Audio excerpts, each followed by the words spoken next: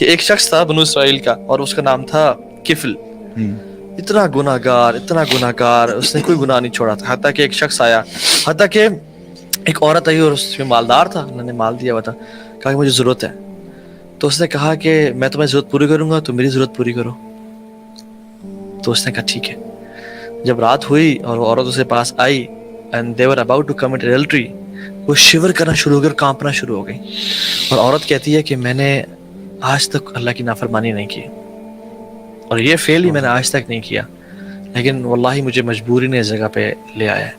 اور وہ جب اس کی شیور دیکھی نا اور اس کا کانپنا اور تڑپنا دیکھا, تو اس نے کہا کہ اس عورت نے آج تک کوئی گناہ نہیں کیا اور اتنا رو رہی ہے, اتنا ڈر رہی ہے, اور میں جو سالوں سے گناہ کر رہا ہوں میرا کیا بنے گا.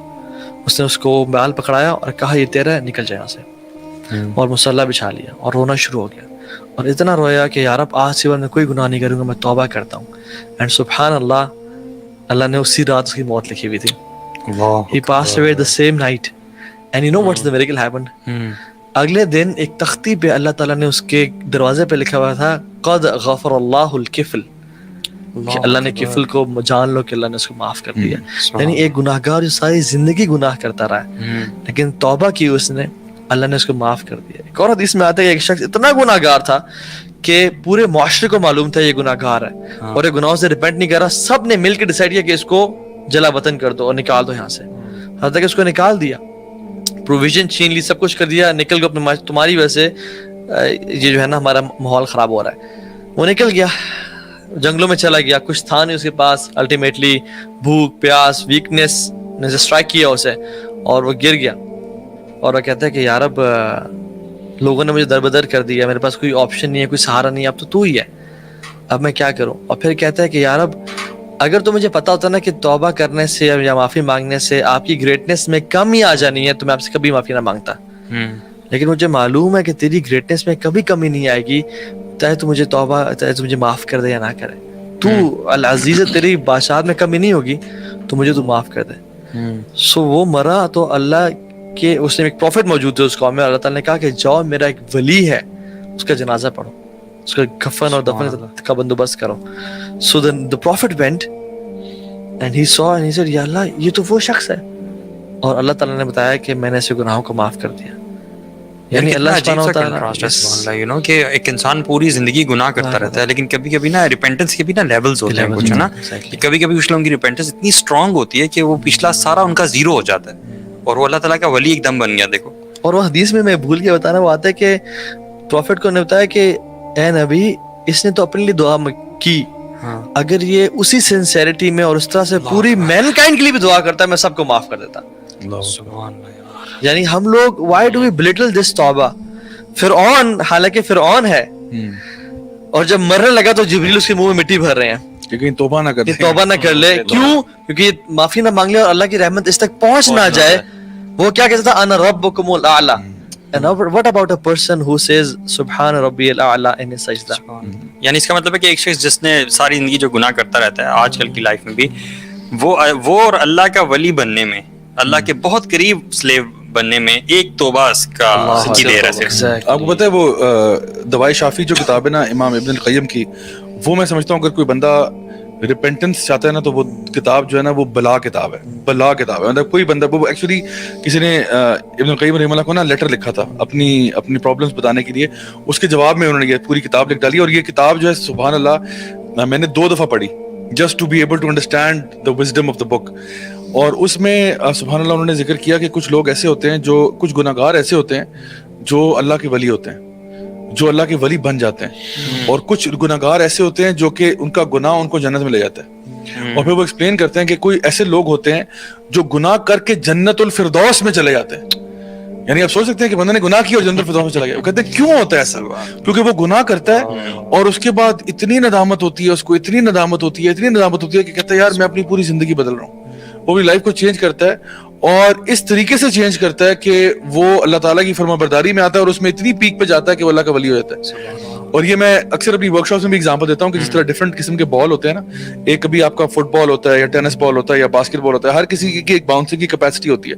آپ اس کو ایک ہائٹ سے ڈراپ کرتے ہوئے ایک ہائٹ تک واپس آتا ہے. تو عام طور پہ ہوتا ہے کہ جب ہم لوگ کسی کا دل دکھاتے ہیں, کسی کو رانگ کرتے ہیں, تو لوگ معاف اتنے آرام سے نہیں کرتے. مطلب ہمارا جو ان کے ساتھ فار ایگزامپل ہسبینڈ وائف ہے نا, ہسبینڈ نے اگر وائف پہ چیٹ کیا, ٹھیک ہے, تو جب شادی ہوئی تھی تو دونوں ایک لیول پہ تھے, دونوں برابر تھے. اب ہسبینڈ نے وائف پہ چیٹ کیا تو ہسبینڈ نیچے گر گیا, ساری بات ہے. اب وہ کہہ رہا ہے ایم سوری, تو وہ اس لیول تک, چلو اگر بیوی نے معاف بھی کر دیا, اول تو وہ معاف نہیں کرے گی, اگر معاف بھی کر دیتی ہے تو پھر بھی وہ اس لیول پہ نہیں واپس آئے گا جہاں پہ وہ پہلے تھا. ابھی بھی اس کے پتا ہوگا کہ بھائی ٹھیک ہے, I don't trust you like I used to before, ٹھیک ہے نا, وہ نیچے رہے گا.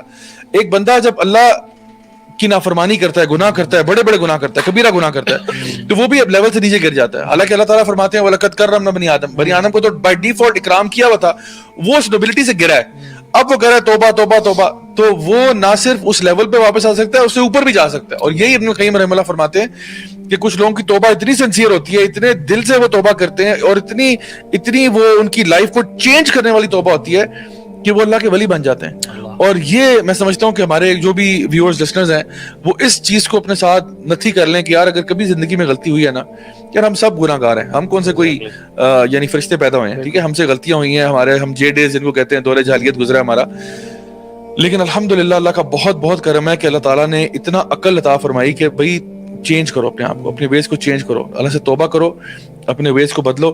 اور جو شروع میں بات ہم نے کی تھی اس کو میں آخر سے اب ٹائی اپ کروں گا کہ جو آپ نے کہا تھا نا کہ دعاؤں کا وسیلہ ہم لوگ بناتے ہیں اپنے اعمال کو.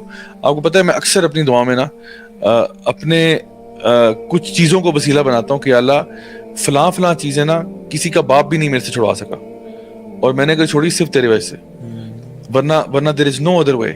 سو یا اللہ پلیز میری یہ مدد کر دے کہ کچھ کام ایسے ہیں میری لائف میں کہ میں نے وہ ٹوٹلی اللہ تعالیٰ کے ڈر اور خوف سے چھوڑے ہیں, اور کوئی کام ایسے اڈاپٹ بھی اللہ تعالیٰ کی وجہ سے کیے ہیں, ورنہ کوئی ساری زندگی لوگ کہتے ہیں کر لے, کسی کی نہیں سنی, ٹھیک ہے نا. ایک وہ ریبیلیس ایٹیٹیوڈ تھا نا, مطلب اندر سے مطلب سننی کسی کی نہیں ہے. تو میں اللہ تعالیٰ کو یعنی اپنی دعا میں یہ بات یوز کرتا ہوں کہ اللہ میرا فلاں جو میرا کام ہے نا اس کے بدلے یعنی یہ کام کر دے, تو الحمدللہ اللہ تعالیٰ مدد کرتا ہے. تو آئی تھنک کہ اپنے استغفار کو, اپنی اللہ تعالیٰ سے جو ریلیشن شپ ہے اس پہ ہر انسان اگر فوکس کرے تو ہماری دعائیں بھی بڑی خوبصورت ہو جائیں گی, دعاؤں میں بھی اثر پیدا ہوگا, اور جب استغفار کریں گے تو آپ اللہ تعالیٰ سے زیادہ قریب ہو جائیں گے انشاءاللہ. اور ہار نہ مانے, کبھی نا امید نہ ہو. جو لوگ ہار مان جاتے ہیں نا کہ مجھ سے نہیں, ایون امام حسن البصری رحمہ اللہ کے پاس ایک شخص آیا اور کہا اے امام توبہ کرتا ہوں, آنسو بہاتا ہوں, پھر گناہ کر دیتا ہوں, پھر آنسو بہاتا ہوں, توبہ کرتا ہوں, پھر گناہ کر لیتا ہوں, اور یہ سالوں سے میرے ساتھ ہو رہا ہے, میں کیا کروں, میں تنگ آ گیا ہوں. میں نے کہا تب تک کرتے رہو جب تک شیطان تم سے ہار نہ مان جائے. یعنی تم نے توبہ سے ہار نہیں مانی, شیطان جو ہے وہ تم سے ہار مان جائے گا. اور اللہ سبحانہ وتعالیٰ کی اگر ہم رحمت کو دیکھیں نا, اللہ یرید ان یتوب علیکم, اللہ چاہتے ہیں تمہیں معاف کر دیں. ما یفعل اللہ بعذابکم ان شکرتم وآمنتم, میں کیا کروں گا تمہیں عذاب دے گا اگر تم ایمان والے اور شکر والے بن جاؤ. حدیث میں آتا ہے التائب من الذنب کمن لا ذنب لہ, کمال کی حدیث ہے. توبہ, گناہ سے توبہ کرنے والا ایگزیکٹلی ایسا ہی ہے جیسے اس نے کبھی گناہ کیا ہی نہیں تھا, یعنی اٹ از ریمووڈ.